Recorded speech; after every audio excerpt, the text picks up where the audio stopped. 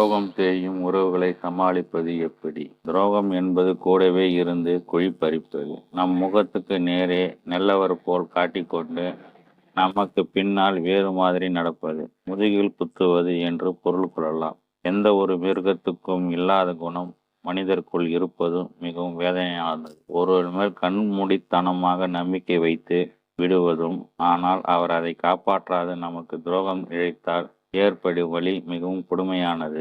உறவுகளாலும் நண்பர்களாலும் துரோகம் இழைக்கப்படும் போது அது வலி மிகவும் அதிகமாக இருக்கும். சுயநலம் மிகும் போது துரோகம் செய்ய தோன்றுகிறது. துரோகம் செய்யும் உறவுகளை எப்படி சமாளிப்பது என்று யோசிப்பதை விட அவர்களை விட்டு விலகுவதே நல்லது. தானும் தன் குடும்பமும் மட்டுமே நன்றாக இருக்க வேண்டும் என்று நினைத்து சுயநலமிக்கவர்களை விட்டு சற்று விலகியே இருப்பது நல்லது. பொறாமை தீயில் பொசுங்கும் உறவினர்கள் மற்றும் நண்பர்களிடம் இருந்து சற்று தள்ளி இருப்பது, பட்டும் படாமல் பழகுவது, ஒளிவு மறைவின்றி அனைத்து விஷயங்களை பகிர்ந்து கொள்ளாமல் இருப்பது நல்லது. நம்பிக்கை துரோகம் செய்பவர்கள் முன் நன்கு வாழ்ந்து காட்டுவது சிறந்து. இதற்கு கடுமையான உழைப்பும் தளராத மனமும் தன்னம்பிக்கையும் மிகவும் அவசியம்.